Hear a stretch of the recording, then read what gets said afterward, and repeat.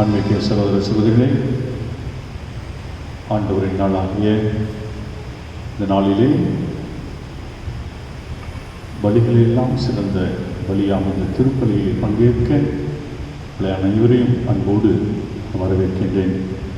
நம்முடைய கருத்துக்களை எல்லாம் ஒருமித்து ஒருமனப்படுத்தி இந்த மாபெரும் திருப்பலியிலே பங்கேற்போம்.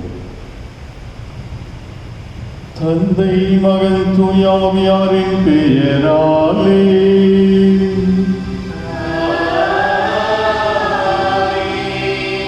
நம் ஆண்டவராகிய இயேசு கிறிஸ்துவின் அருளும் கடவுளின் அன்பும் தூயாவியாரின் நட்புறவும் உங்கள் அனைவரோடும் இருப்பதாக.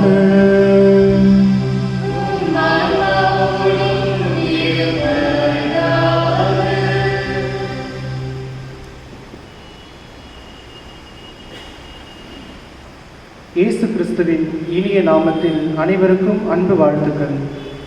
இன்று நாம் ஆண்டின் 18ஆம் ஞாயிறை கொண்டாடி மகிழ்கின்றோம். பகிர்ந்து வாழும் பண்பை இன்றைய வாசகங்கள் நமக்கு எடுத்துரைக்கின்றன. இல்லாதவர்களோடு இருப்பவர் பகிர்ந்து கொண்டால் இருப்பவர் இல்லாதவர் என்ற நிலை மாறும். இதைத்தான் ஆதி கிறிஸ்தவர்கள் செய்து இல்லாதவர் இருப்பவர் என்ற நிலையை மாற்றினார்கள்.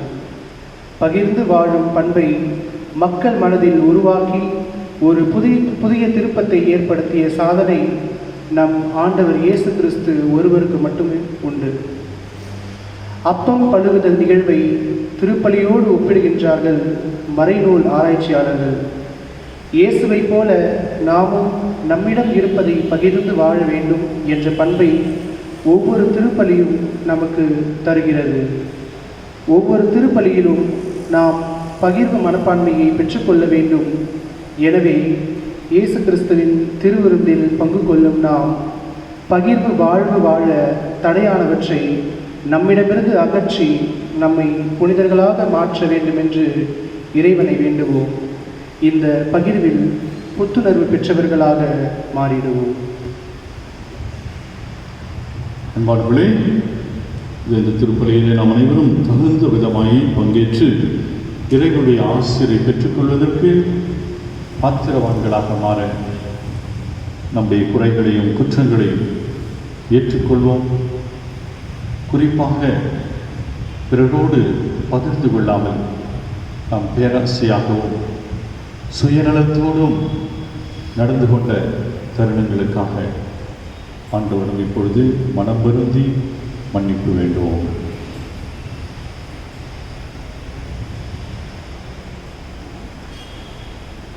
எல்லாம் வல்ல இறைவனிடமும் சகோதர சகோதரிகளே உங்களிடமும் நான் பாதையை வைத்துக் கொள்கிறேன்.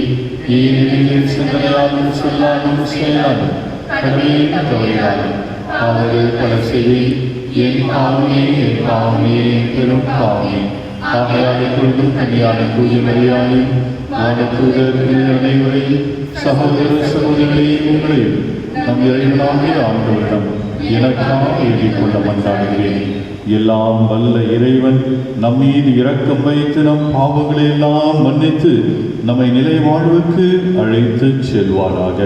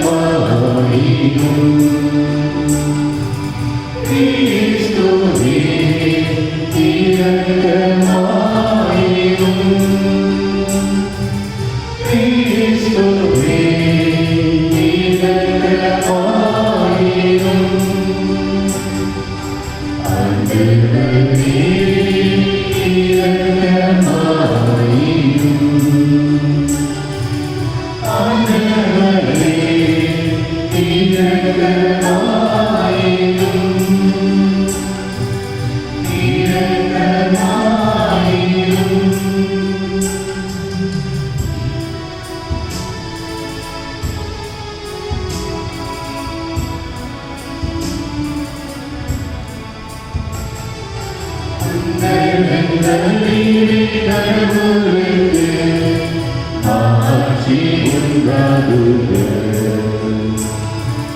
உலகினிலே மனதொத்து அமைதியாகுக.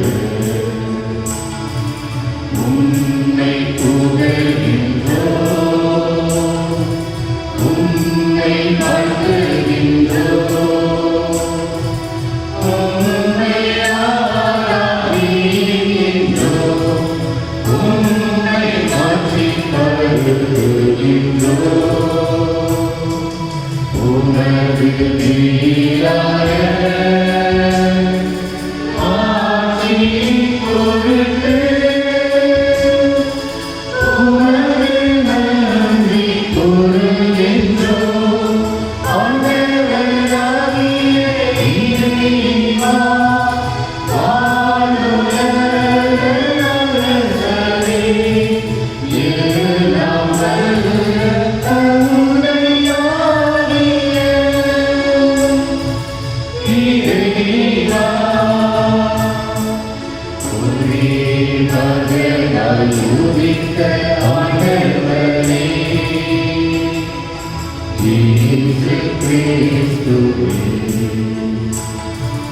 ஆண்டவராகிய இறைவா, இறைவனின் செம்மறியே, தந்தையின் திருமகனே, உலகின் பாவங்களைப் போக்குபவரே, எங்கள் மேல் இரக்கமாயிரும். உலகின் பாவங்களைப் போக்குபவரே, எங்கள் மன்றாட்டை ஏற்றருளும். தந்தையின் வலப்பக்கம் வீற்றிருப்பவர் எங்கள் மேல் இரக்கமாயிரும். இயேசு கிறிஸ்துவே, நீர் ஒருவரே, தூயவர், நீர் ஒருவரே, ஆண்டவர், நீர் ஒருவரே, உன்னத தூய ஆவியாரோடு தந்தையாகிய இறைவனின் ஆட்சியில் இருப்பவர் நீரே.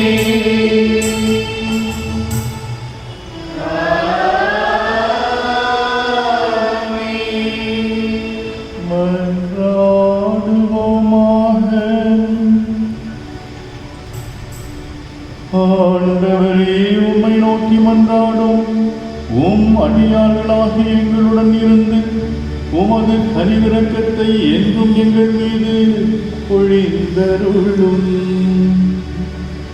இவ்வாறு எங்களை படைத்து வழி நடத்துகிறவர் நீரே என பெருமை கொள்ளும் எங்களுக்காக நீர் படைத்தவற்றை புதுப்பித்தவற்றை பாதுகாத்து அருள்வீராக.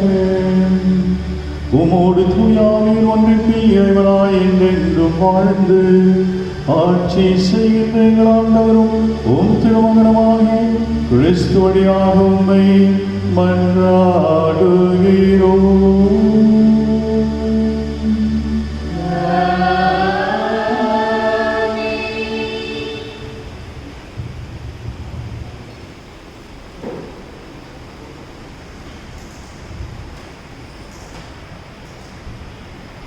முதல் வாசகம்.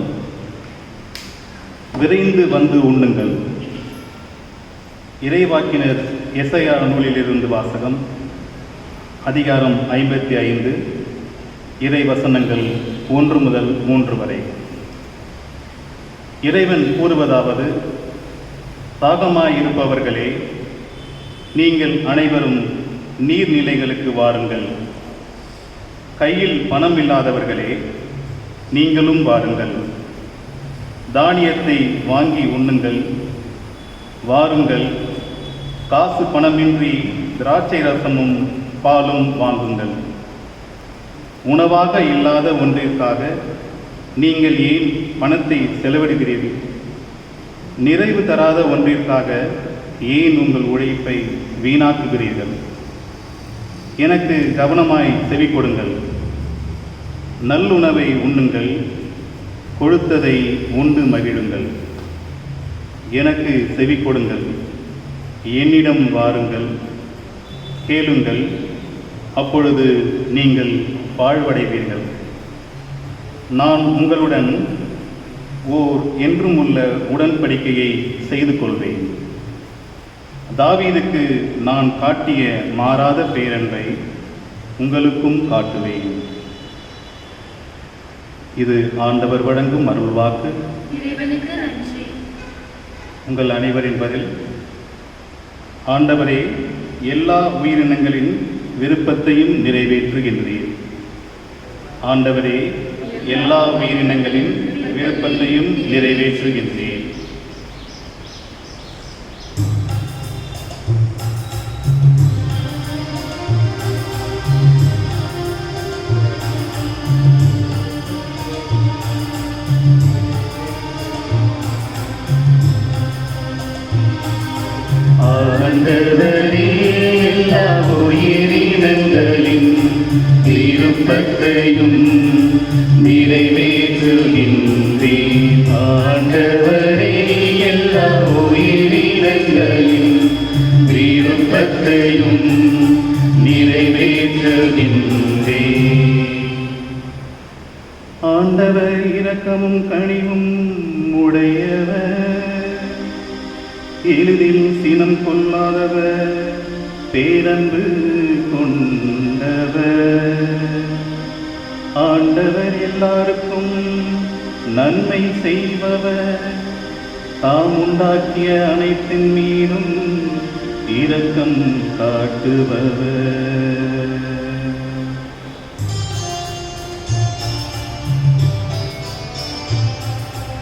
ஆண்டவரே, எல்லா உயிரினங்களின் விருப்பத்தையும் நிறைவேற்றுகின்றீர்.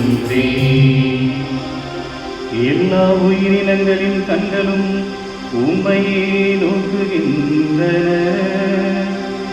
தக்க வேளையில் நீரே அவற்றிற்கு உணவளிக்கின்றீர். நீர் உமது கையை திறந்து எல்லா உயிரினங்களின் விருப்பத்தையும் நிறைவேற்றுகின்றீர்.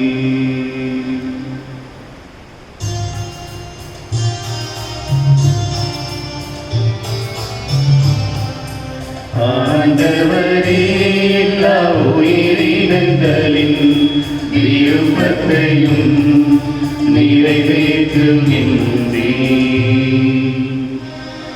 ஆண்டவர் தாம் செய்யும் அனைத்திலும் நீதியுடையவர்.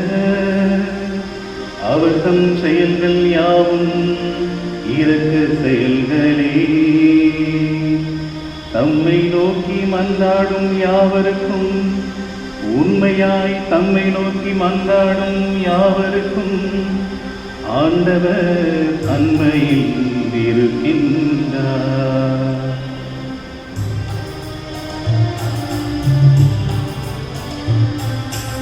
ஆண்டவரே, எல்லா உயிரினங்களின் விருப்பத்தையும் நிறைவேற்றுகின்றீர். ஆண்டவரே, எல்லா உயிரினங்களின் விருப்பத்தையும் நிறைவேற்றுகின்றீர்.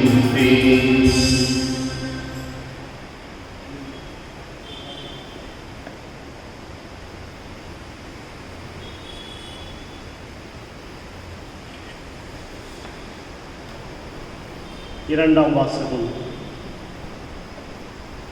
எந்த படைப்பு பொருளும் கிறிஸ்துவின் அன்பிலிருந்து நம்மை பிரிக்க முடியாது. திருத்தூதர் பவுல் ரோமியருக்கு எழுதிய திருமுகத்திலிருந்து வாசகம். இயல் 8 இறை திரு வசனங்கள் 35 மற்றும் 37 முதல் 39 முடிக்க. சகோதர சகோதரிகளே, கிறிஸ்துவின் அன்பிலிருந்து நம்மை பிரிக்கக்கூடியது எது? வேதனையா, நெருக்கடியா, இன்னலா, பட்டினியா, ஆடையின்மையா, இடரா, சாவா? எதுதான் நம்மை பிரிக்க முடியும்? ஆயினும் நம்மேல் அன்பு கூர்ந்தவரின் செயலால் மேற்கூறியவை அனைத்திலும் நாம் வெற்றி மேல் வெற்றி அடைகிறோம். ஏனெனில் சாவோ வாழ்வோ, வான தூதரோ ஆட்சியாளரோ, நிகழ்வனவோ வருவனவோ, வலிமை மிக்கவையோ, உன்னதத்தில் உள்ளவையோ, ஆழத்தில் உள்ளவையோ, வேறு எந்த படைப்போ நம் ஆண்டவர் கிறிஸ்து இயேசுவின் வழியாய் அருளப்பட்ட கடவுளின் அன்பிலிருந்து நம்மை பிரிக்கவே முடியாது என்பது என் உறுதியான நம்பிக்கை. இது ஆண்டவரின் அருள்வாக்கு.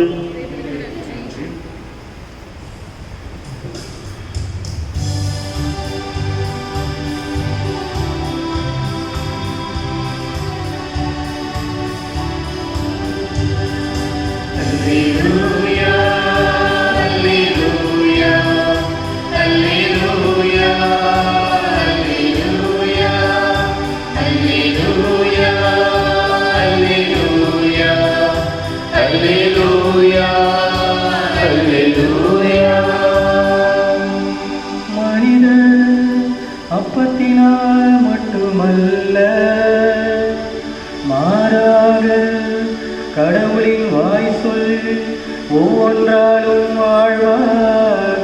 அல்லேலூயா, அல்லேலூயா, அல்லேலூயா, அல்லேலூயா, அல்லேலூயா. ஆண்டவர் உங்களோடு இருப்பாராக.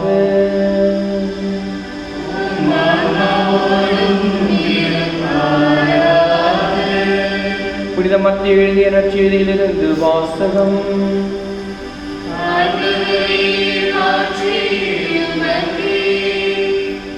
அதிகாரம் 14, இறைவசனங்கள் 13 21 முடிய.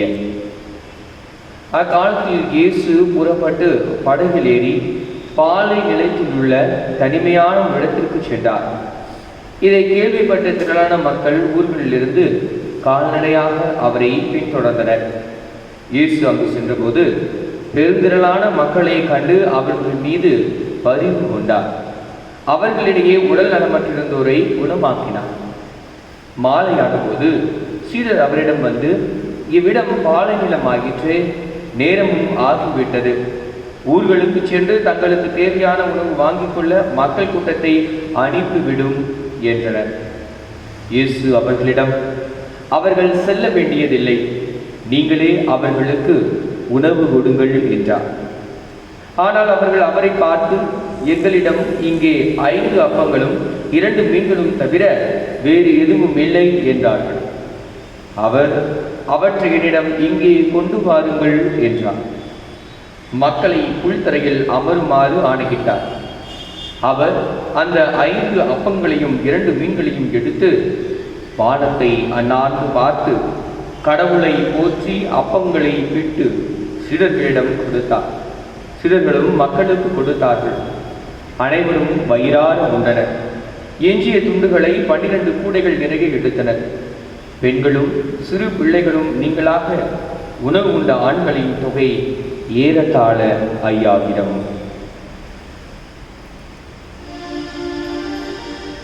ஆண்டவரின் அருள்வாக்கு.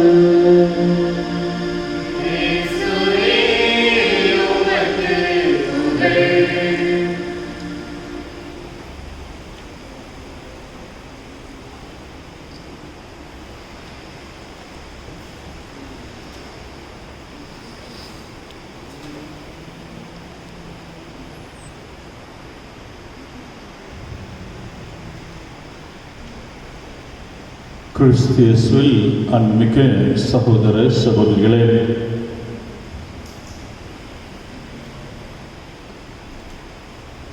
ஆண்டின் புதுக்காலம் 18ஆம் ஞாயிறிலே நாம் இருக்கின்றோம். இன்றைய வாசகங்களுடைய பாடும் என்ன என்று பார்க்கின்ற பொழுது, இப்பொழுது நாம் வாழுகின்ற இந்த காலச்சூழலுக்கு ஏற்ற ஒரு பாடத்தை இன்றைய வாசகங்கள் நமக்கு எடுத்துச் சொல்லுகின்றன. பகிர்தல், பிறரோடு பகிர்தல், பகிர்வதற்கு நாம் தயாராக இருத்தல் ஆகிய இந்த ஒரு அருமையான பாடத்தை ஆண்டவர் இயேசு இன்றைக்கு நற்செய்தியின் வழியாக நமக்கு எடுத்துச் சொல்கிறார். இந்த கொரோனா காலகட்டத்திலே நாம் பார்க்கிறோம், எத்தனையோ மக்கள் உதவி செய்து கொண்டுதான் இருக்கிறார்கள். நல்ல உள்ளங்கள் இன்னும் இந்த உலகத்திலே இருக்கின்றன என்பதை காட்டுகின்ற வகையில் ஏற்கனவே ஒரு முறை நான் பகிர்ந்து கொண்டேன்.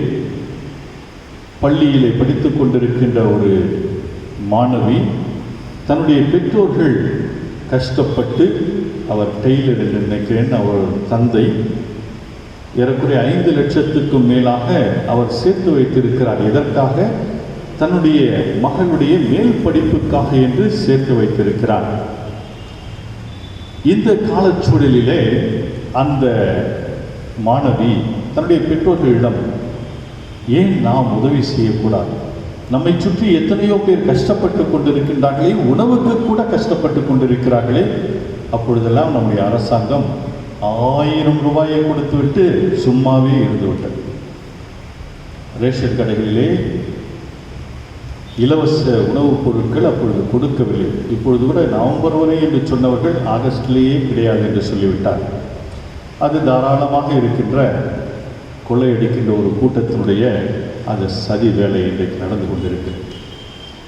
இப்படிப்பட்ட ஒரு சூழ்நிலையில் இப்பொழுது கூட மழை பெய்கிறது என்று சொன்னால், நான் சொன்ன அந்த மாணவியைப் போல ஒரு இஸ்லாமிய குடும்பம் தங்களிடம் இருந்த எல்லா நகைகளையும் எடுத்து போய் அதை விற்று தொடர்ந்து ஒவ்வொரு நாளும் உணவில்லாமல் இருந்தவர்களுக்கு தொடர்ந்து உணவை கொண்டு வந்த சூழ்நிலை, இதையும் நாம் இன்றைக்கு வாசித்து கொண்டிருக்கிறோம்.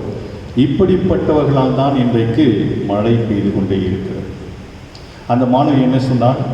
தன்னுடைய பெற்றோர்களிடம் அந்த வங்கியில் இருக்கக்கூடிய அந்த பணத்தை எடுத்து நாம் பொருட்களை வாங்கி ஏன் ஏழைகளுக்கு கொடுக்கக்கூடாது என்று சொல்லி அவருடைய பெற்றோர்கள் தயங்குகிறார்கள், மயங்குகிறார்கள்.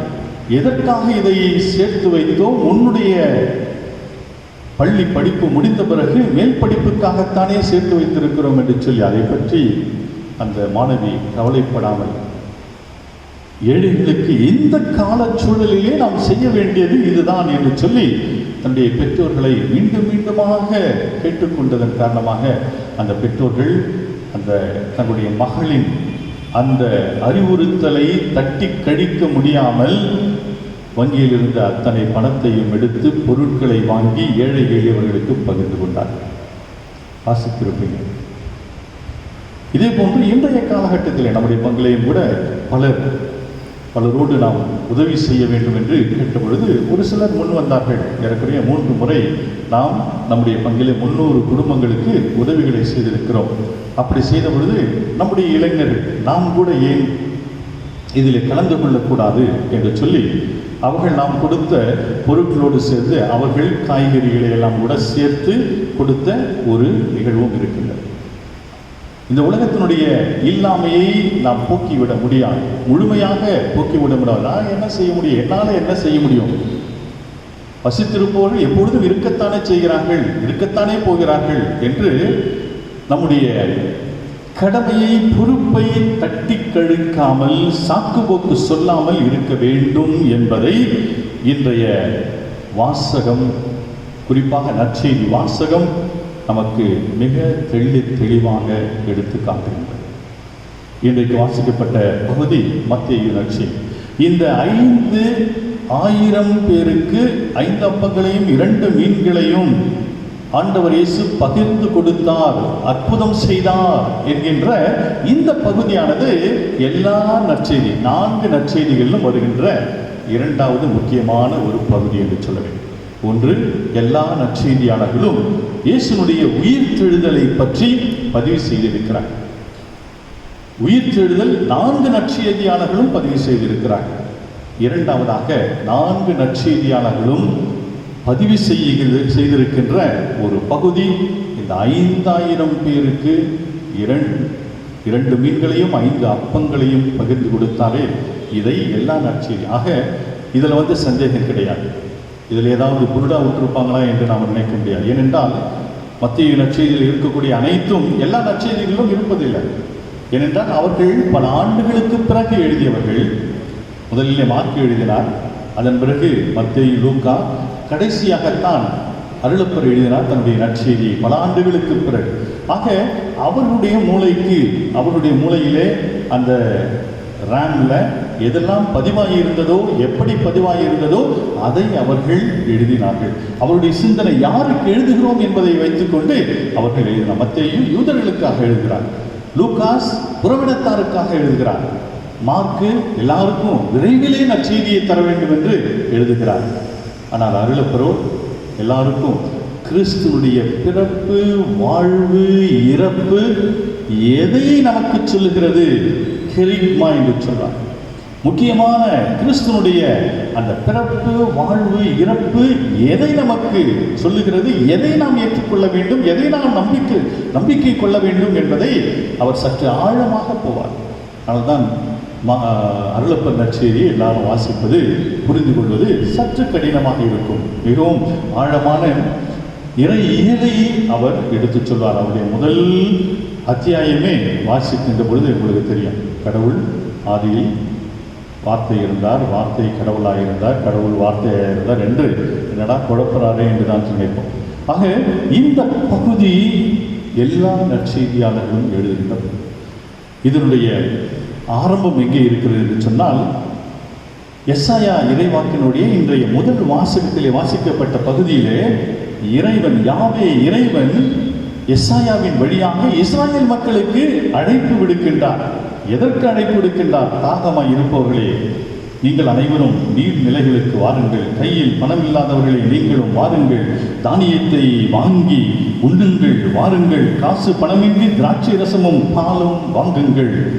உணவாக இல்லாத ஒன்றிற்காக நீங்கள் ஏன் பணத்தை செலவிடுகிறீர்கள்? நிறைவு தராத ஒன்றிற்காக ஏன் உங்கள் உழைப்பை வீணாக்குகிறீர்கள்?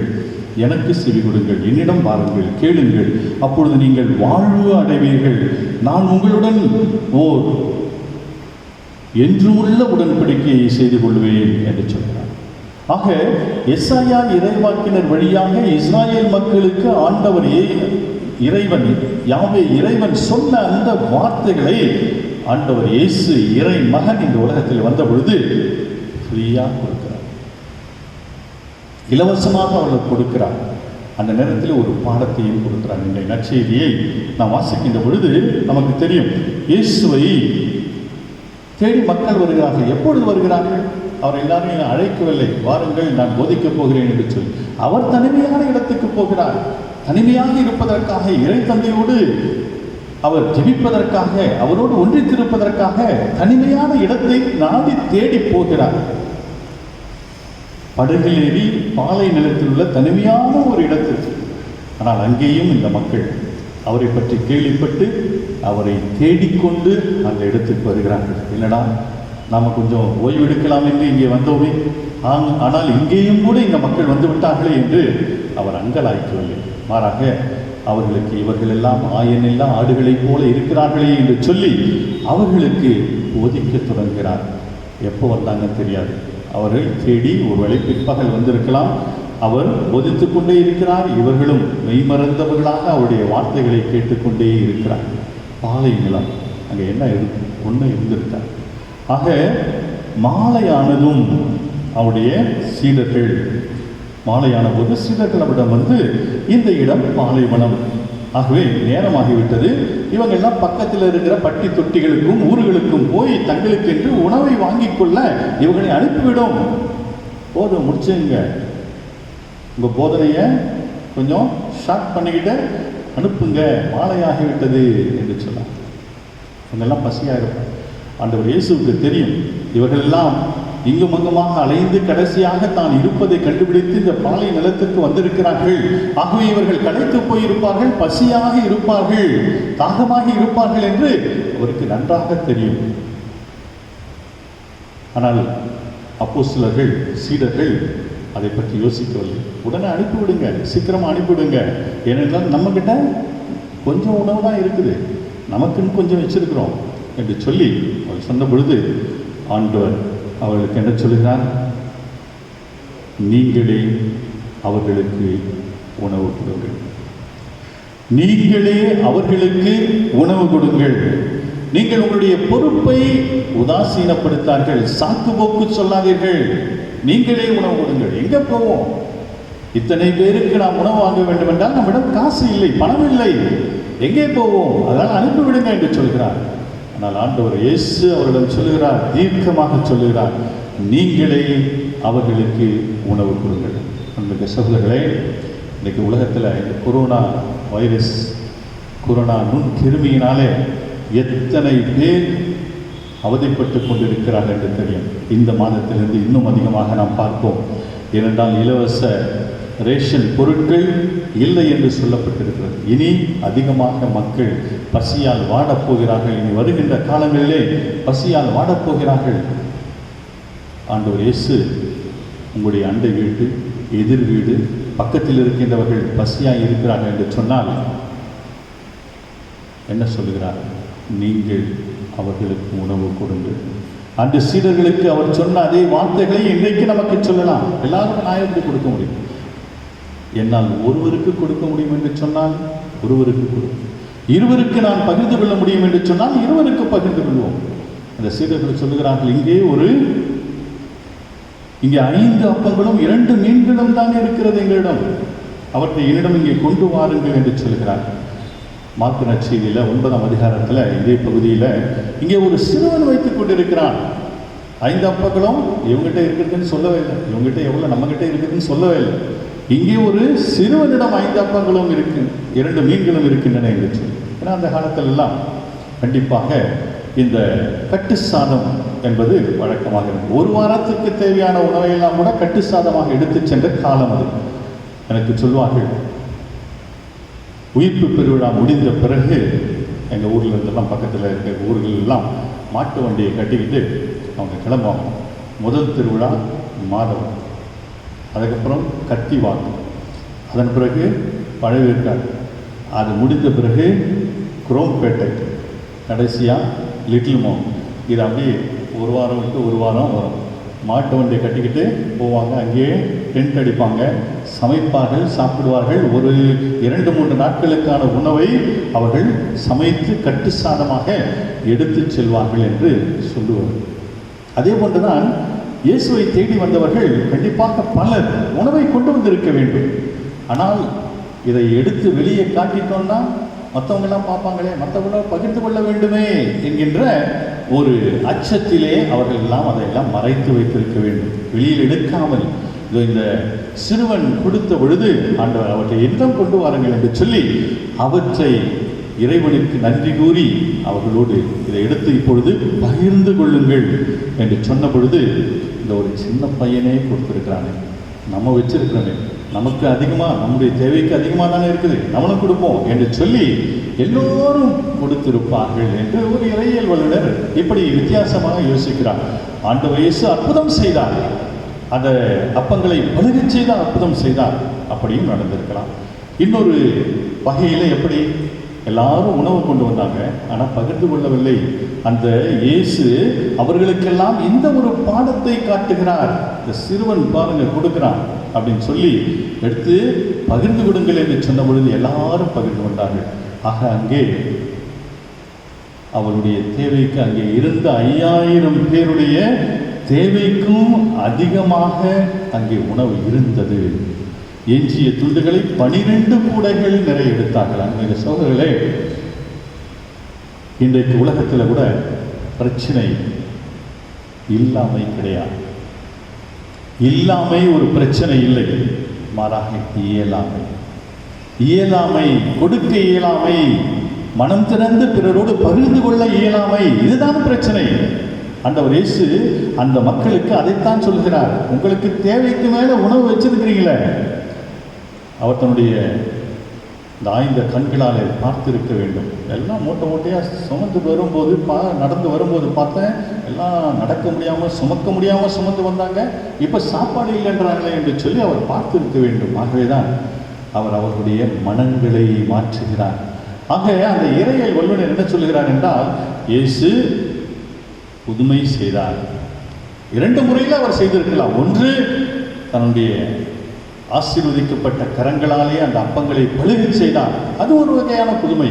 ஆனால் அந்த இறையியல் வல்லுநர் சொல்கிறார், அதைவிட பெரிய புதுமை, அங்கே இருந்த 5000 பேருடைய மனங்களையெல்லாம் மாற்றி, இறுகி போன சுயநலத்தினாலே பொறுப்பில்லாமல் இருந்த அத்தனை பேருடைய மனங்களையும் மாற்றி எல்லாரையும் பகிர்ந்து கொள்ள செய்தாரே, அதுதான் பெரிய புதுமை. அதுதான் பெரிய புதுமை. அப்படி நடந்திருந்தால் ஆண்டவர் இயேசு அவரை கையாளாகாதவர் என்று சொல்ல மாட்டேன். அவர் 5000 பேரை ஒரு நொடியிலே அவர் மாற்றி இருக்கிறார், மனங்களை மாற்றி இருக்கிறார் என்று சொன்னால் அதுதான் ஒரு பெரிய புதுமை. அந்த சீடர்களுக்கும் அவர் பாடம் சொல்கிறார். உங்களுடைய பொறுப்பை நீங்கள் தட்டி கழிக்காதீர்கள், சாக்கு போக்கு சொல்லாதீர்கள், நீங்களே அவர்களுக்கு உணவு கொடுங்கள் என்று சொல்லி அவரே பொறுப்பெடுத்து அன்றைக்கு எல்லாருக்கும் உணவு கொடுத்தார் என்பதை நாம் பார்க்கிறோம். அன்றைக்கு சகோதரர்களே, இன்றைய காலகட்டத்தில் அதிகமாக தேவையானது தான். இந்த காலகட்டத்திலே அமெரிக்கா உணவு அதிகமாக அவர்கள் பயிர் செய்ததன் காரணமாக கடலிலே கொண்டு போய் கப்பலாக கொட்டிய காலம். நான் பார்த்துருக்கீங்க, பெரியவங்கெல்லாம் பிளாட்ஃபார்ம்லலாம் பிஸ்கட் டின்னு இருக்கும், பால் பவுடர் டின்னு இருந்தது. அதையும் மீறி அதிகமான உணவுப் பொருட்களை எல்லாம் கடலிலே கொட்டினார்.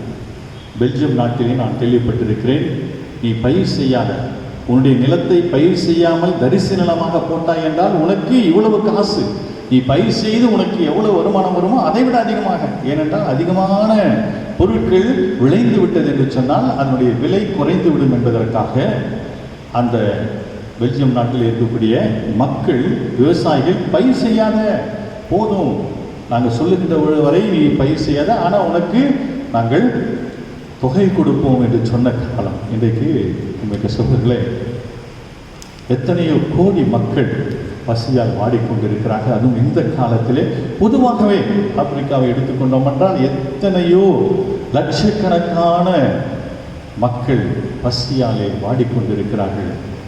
நீரின்றி அவர்கள் தவித்துக் கொண்டிருக்கிறார்கள்.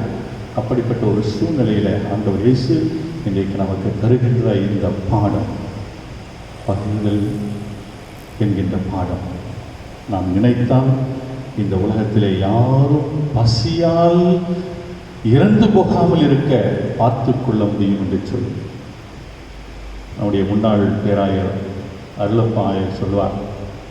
நாங்கள் குருமடத்தில் இருக்கின்ற பொழுது, இந்த உலகத்தில் இதுவரைக்கும் ஒரு சாமியாரோ ஒரு சிஸ்டரோ ஒரு குருமானவனோ சாப்பாடு இல்லாமல் செத்து போனதாகவே கிடையாது. அதனால் சாப்பாட்டை பற்றியே யோசிக்காதீங்க, சாப்பாட்டு ராமனுங்களா அப்படின்ட்டு எங்ககிட்ட தமாஷா பேசுவார்.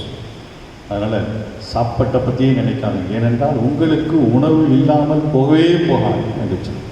அன்றைக்கு சூழலே இன்றைய காலகட்டத்திலே நாம் யோசித்து பார்ப்போம், நம்மால் எத்தனை பேருக்கு உதவி செய்ய முடியும், இறைவன் நமக்கு கொடுத்திருக்கிறார் என்று சொன்னால் நாமும் இந்த பகிர்தல் என்கின்ற பாடத்தை மற்றவர்களுடன் பகிர்ந்து கொள்வதற்காக நாம் இந்த காலகட்டத்தை பயன்படுத்திக் கொள்வோம்.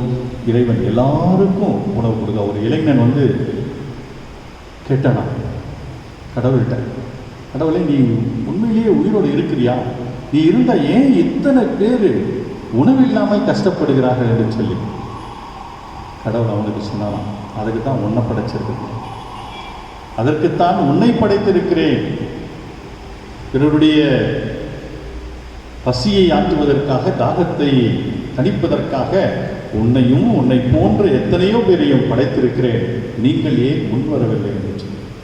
ஆமாம், நமக்கு சொல்கிற இன்றைக்கு ஆண்டவர் ஒவ்வொருவரிடம் கேட்கிறார், சொல்லுகிறார், உங்களை படைத்திருக்கிறேன், ஏன் அவன் அவள் அவர்கள் பசியாக இருக்கிறார்கள்?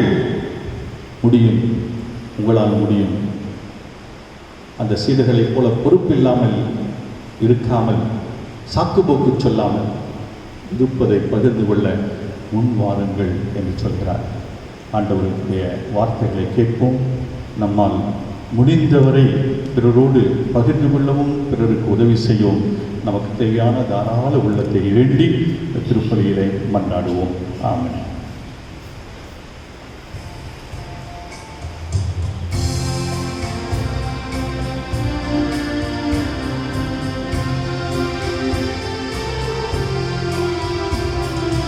விண்ணையும் மண்ணையும் படைத்தவராம் கடவுள் ஒருவர் இருக்கின்றார். தந்தை மகன் தூய ஆவியார் ஒன்றாய் வாழ்வாரை நம்புகிறேன்.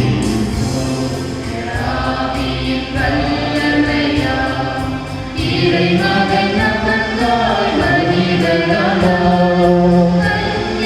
மரியிடம் பிறந்தவளாம் இயேசுவை உறுதியாய் நம்புகிறேன். ஆட்சியில் பாடுபட்டார், சிலுவையில் இறந்து அடக்கப்பட்டார், மூன்றாம் நாளில் உயிர்த்தெழுந்தார், இறப்பின் மீது வெற்றி கொண்டார்.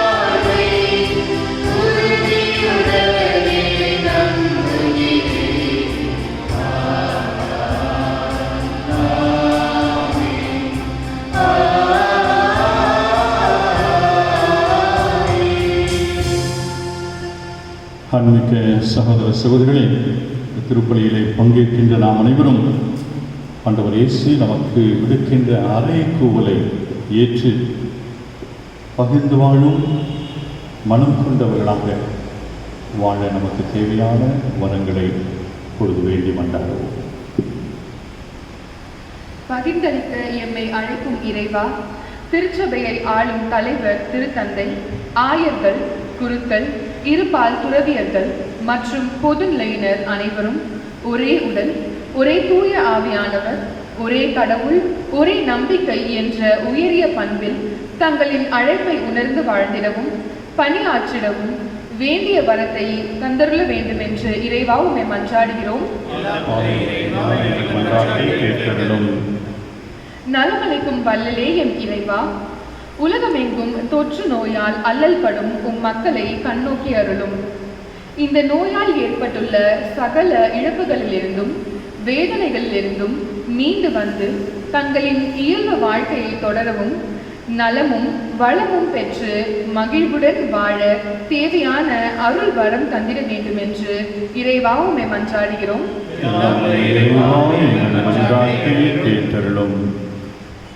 உம் படைப்புகளை பலுகி பெருக செய்யும் எம் இறைவா, எமது நாட்டு அரசியல் அவலங்களால் பசி, பட்டினி, நோய்கள், குடிபோதை என்று பாதிக்கப்பட்ட அவதியுறும் எம் ஏழை எளிய மக்களை பாரும்.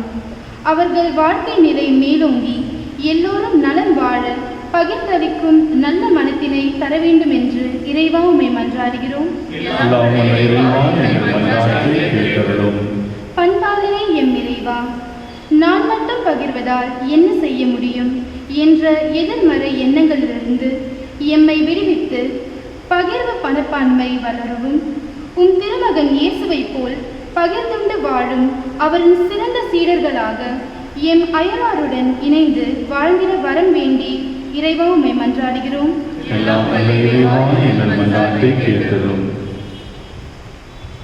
நாம் ஒவ்வொருவரும் நம்முடைய தனிப்பட்ட தேவைகளுக்காகவும் நம்முடைய குடும்பங்களின் தேவைகளுக்காகவும்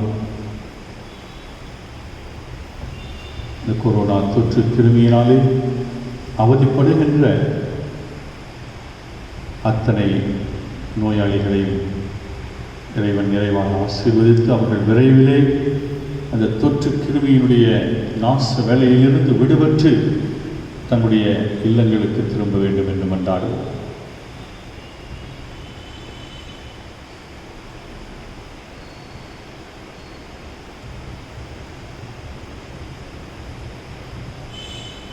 எங்கள் தாயும் தந்தையுமாகிய அன்பு தெய்வமே இறைவா, இதோ இந்த நாளிலே நாங்கள் வாசக வழிபாடின் வழியாக கேட்ட இந்த பகிர்வின் பாடத்தை எங்களுடைய வாழ்வாக மாற்றிக்கொள்ள மனமிருந்தால் மார்க்கம் உண்டு என்கின்ற வார்த்தைகளுக்கேற்ப எங்களுடைய மனங்களை நாங்கள் திறந்து தாராள உள்ளத்துடன் பிறரோடு பகிர்ந்து கொள்ள முன்வர எங்களுக்கு அருள் புரிய வேண்டும் என்று எங்கள் ஆண்டவராம் கிறிஸ்து வழியாக உம்மை மன்றாடுகிறோம்.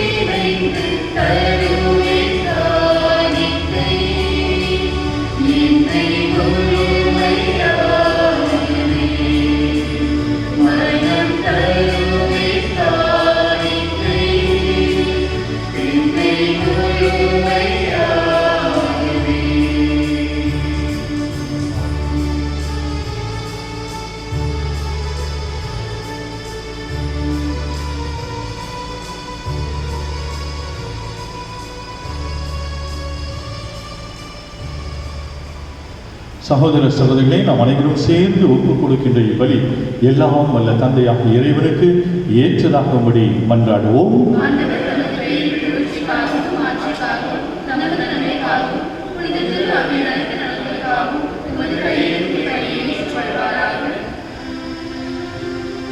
ஆண்டவரே, காணிக்கைகளை கனிவுடன் புனிதப்படுத்தி அருள உம்மை வேண்டுகின்றோம். இந்த ஆன்மீக பலியின் காணிக்கைகளை ஏற்று எங்களை உமக்கு நிலையான கொடையாக மாற்றுவீராக. எங்கள் ஆண்டவராகிய கிறிஸ்து வழியாக உம்மை மன்றாடுகிறோம்.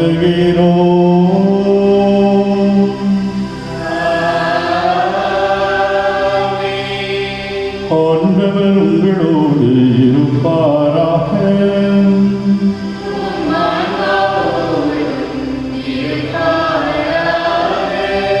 இதயங்களை மேலே எழுப்புங்கள்.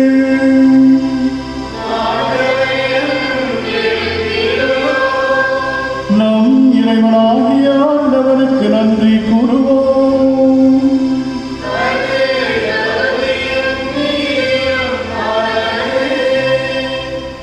ஆண்டவரே, தூயவரான தந்தையே, என்றுமுள்ள எல்லாம் வல்ல இறைவா, எந்நாடுகளிடத்திலும் நாங்கள் உமக்கு நன்றி செலுத்துவது மெய்யாகவே தகுதியும் நீதியுமாகும். எங்கள் கடமையும் மீட்புக்கு உரிய செயலுமாகும். நாங்கள் வாழ்வதும் இயங்குவதும் இருப்பதும் உண்மையிலேதான். இந்த உடலோடு வாழ்கையில் உமது பரிவிரக்கத்தின் பயன்களை மட்டுமே நாங்கள் நாள்தோறும் அனுபவிப்பதன்றி இப்பொழுது நிலைவாழ்வின் பிணையும் கொண்டுள்ளோம். ஏனெனில் ஆவியாரின் முதற்கனிகளை பெற்றுள்ள நாங்கள் பாஸ்கா மறைகளின் பயன் எங்களுக்கு என்றென்றும் உண்டு எனவும் நம்புகின்றோம். அந்த ஆவியார் வழியாகவே நீர் இயேசுவை சாவினின்று மீட்டெழச் செய்தீர். ஆகவே நாங்கள் வாழ்ந்தோர் அனைவரோடும் சேர்ந்து உமை புகழ்ந்தேத்தி அக்களித்துக் கொண்டாடி ஆர்ப்பரித்து ஒரே குடும்பமாய் பாடுவர்.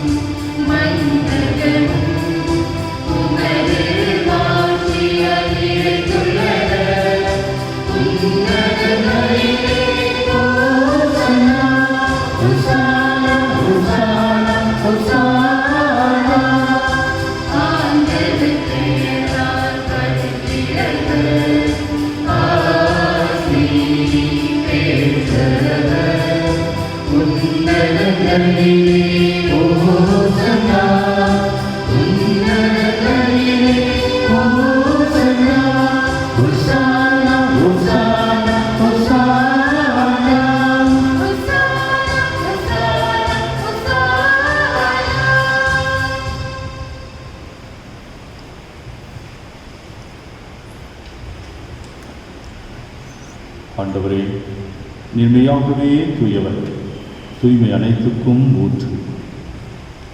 ஆகவே உடைய ஆவியினை பொழிந்து இந்த காணிக்கைகளை தூய்மைப்படுத்த உம்மை வேண்டுகிறோம். இவ்வாறு எங்கள் ஆண்டவர் இயேசு கிறிஸ்துவின் உடலும் இரத்தமுமாக எங்களுக்கு இவை மாறுவனவா. அவர் பாடுபட உளம் கணிந்து தம்மை கையெழுத்த போது அப்பத்தை எடுத்து நன்றி செலுத்தி அதை பெற்று தம் சீடர்களுக்கு அளித்து அவர் கூறியதாம், அனைவரும் இதிலிருந்து பெற்று உண்ணுங்கள், ஏனெனில் இது உங்களுக்காக கையளிக்கப்படும் என் உடல்.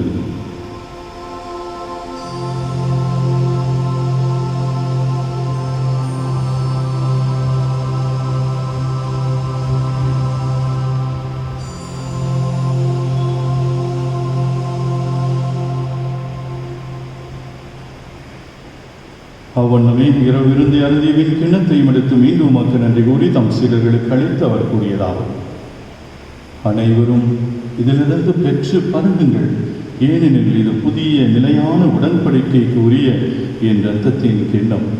இது பாவ மன்னிப்புக்கென்று உங்களுக்காகவும் பலருக்காகவும் சிந்தப்படும்.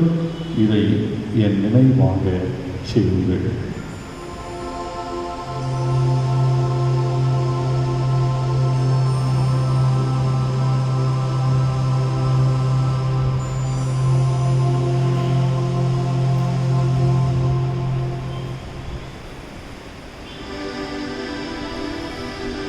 நம்பிக்கையின் மறைபொருள்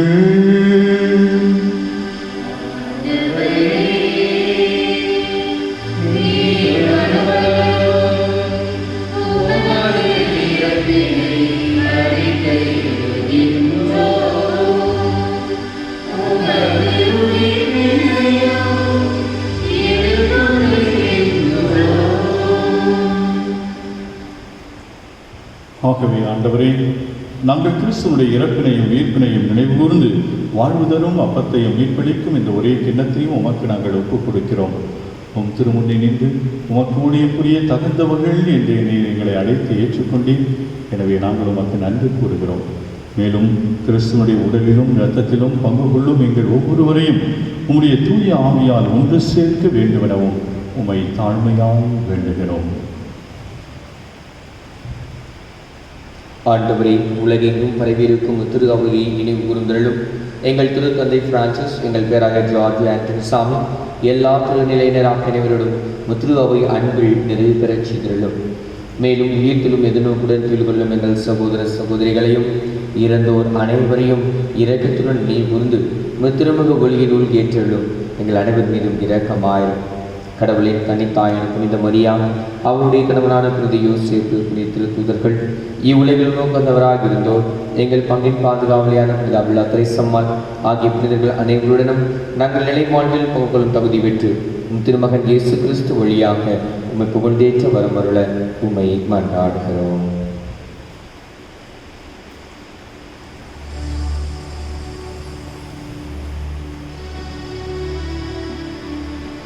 இவர் வழியாக இவரோடு இவரில் எல்லாம் வல்ல இறைவனாகிய தந்தையே, தூய ஆவியாரின் ஒன்றிப்பில் எல்லா புகழும் ஆட்சியும் என்றென்றும் உமக்கு உரியதே. என்றென்றும் உமக்கு உரியதே.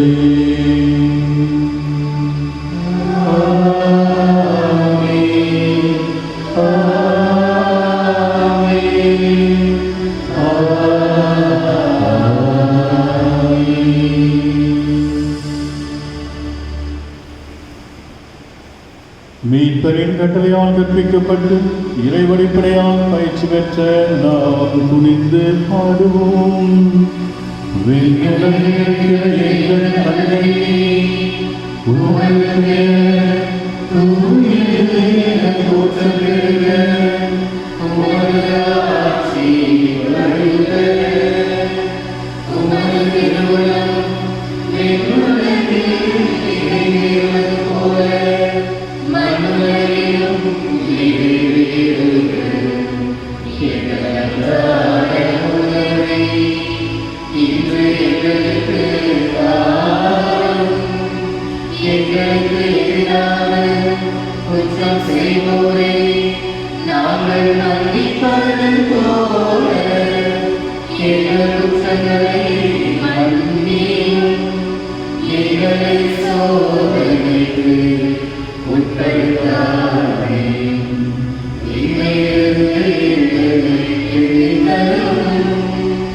ஆண்டவரே, தீமை அனைத்திலிருந்து எங்களை விடுவித்து எங்கள் வாழ்நாளில் அமைதியை கனிவுடன் அருளவுமே வேண்டுகிறோம். உமது இரக்கத்தின் உதவியால் நாங்கள் பாவத்திலிருந்து எப்போதும் விடுதலை பெற்று யாதொரு கலக்கமும் இன்றி நலமாய் இருப்போமாக. நாங்கள் எதிர்நோக்கி இருக்கும் பேரின்பத்திற்காகவும் எம் மீட்பராம் இயேசு கிறிஸ்துவின் வருகைக்காகவும் காத்திருக்கின்றோம். ஆண்டவரே இயேசு கிறிஸ்துவே, அமைதியை உங்களுக்கு விட்டுச் செல்கிறேன், என் அமைதியை உங்களுக்கு அளிக்கிறேன் என்று உடைய திருத்தூதர்களுக்கு நீர் அங்கு முடிந்தீரேன்.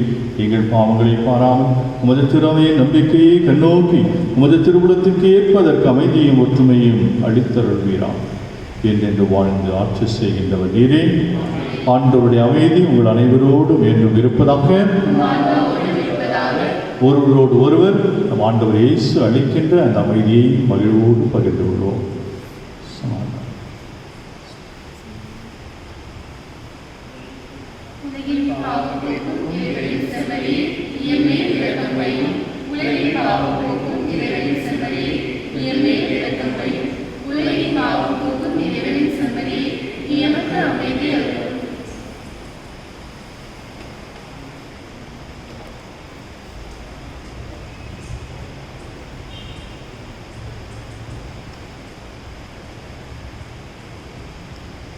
ஆண்டவரே இயேசு கிறிஸ்துவே, நாங்கள் உட்கொள்ளும் திருவுடலும் இரத்தமும் எங்களை நீதி தீர்ப்புக்கும் தண்டனைக்கும் உள்ளாக்காமல் உமது பரிவிரக்கத்தால் எங்கள் மனதுக்கும் உடலுக்கும் பாதுகாப்பாகவும் நலமளிக்கும் அருமருந்தாகவும் இருப்பனவாக.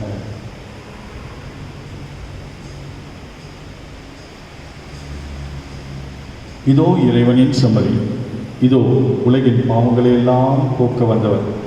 இவரை 5 அப்பங்களையும் 2 மீன்களையும் கொண்டு 5000 பேருக்கு உணவளித்து பகிர்தலை நம் அனைவருக்கும் ஒரு பாடமாக தருகின்ற நம் ஆண்டவர் இயேசு கிறிஸ்து. இவருடைய திருவிருந்திற்கு அழைக்கப்பட்டிருக்கின்ற நாம் ஒவ்வொருவரும் பேறு பெற்றோம்.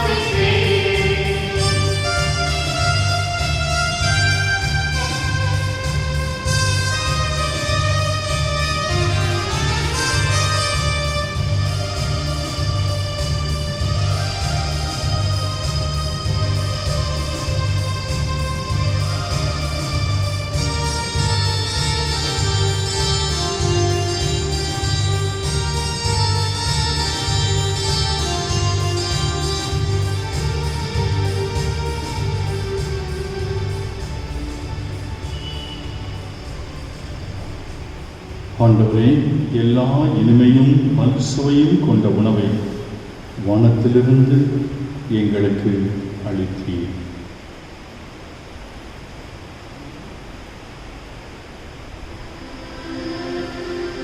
நன்றியுடன் மன்றாடுவோம். ஆண்டவரே, விண்ணக கொடையால் புதுப்பிக்க பெற்ற நாங்கள் உமது முடிவில்லா உதவியையும் உடனிருப்பையும் பெற்றுக்கொள்ள செய்தருளும். எங்களை என்றும் கனிவுடன் காக்க தவறாதனே, நிலையான மீட்புக்கு எங்களை தகுதியுள்ளவர்களாக்குவீராக. எங்கள் ஆண்டவராகிய கிறிஸ்து வழியாக உம்மை மன்றாடுகிறோம்.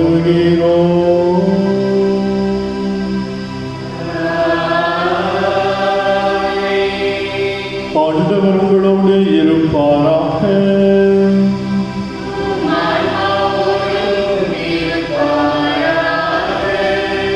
எல்லாம் வல்ல இறைவன் தந்தை மகன் தூயார் உங்கள் அனைவரையும் ஆசீர்வதிப்பாராக.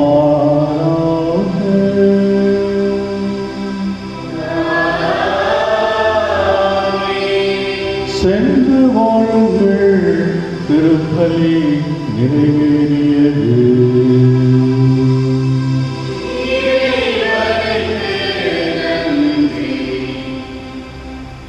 பாசமான பங்கு மக்களே, நண்பர்களே, அன்பர்களே, நானே தான். இது வேறு கெட்டப்பில் இருக்குது. ஒரு சிலர் சொன்னதன் காரணமாக ரொம்ப வயசாகிட்ட மாதிரி தெரியுது. பார்த்தா நீங்கள் 50 வயசாகிட்ட மாதிரி இருக்குது, உங்களுக்கு 35 வயசு தானே அப்படின்னு சொன்னாங்க. அதனால தான் உடனடியாக இந்த தாடியெல்லாம் எடுத்துட்டேன். மனதிலே மீண்டும் எதிர்பாராத ஒன்று வந்துவிட்டது. ஆகஸ்ட் 31ஆம் தேதி வரை மீண்டும் இந்த லாக்டவுன். அதுவும் குறிப்பாக எவ்வளவு குரோத எண்ணத்தோடு ஞாயிற்றுக்கிழமை முழு அடைப்பு, நீ யாரும் கோயிலே போவாங்க. இதுதான் அவர்களுடைய திட்டமாக தெரிகிறது. ஞாயிற்றுக்கிழமை மட்டும் வெளியே வரக்கூடாது. ஆனாலும் நம்பிக்கையை நாம் கலந்து போகாமல் நம்முடைய நம்பிக்கையை வளர்த்துக் கொள்வதற்கு இது ஒரு வாய்ப்பு என்பதை பயன்படுத்திக்கணும். ஆதி திருச்சபையில் போராட்டங்கள் வந்த பொழுது, அவர்களுக்கு எதிர்ப்புகள் வந்த பொழுதுதான் அவருடைய விசுவாசமானது உறுதிப்பட்டது. அதே போன்றுதான் நமக்கும் இந்த காலகட்டத்திலே நம்முடைய நம்பிக்கை, விசுவாசம் உறுதிப்பட வேண்டுமே ஒரு நாளும் தளர்ந்து போகக்கூடாது. அவர்கள் தளர்வு கொடுக்கவில்லை என்றால் பரவாயில்லை, நாம் தளர்ந்து போகாமல் உறுதியாக இருப்போம். இறைவன் உங்களையும் உங்களுடைய குடும்பங்களையும் நிறைவாய் ஆசீர்வதிப்பார்.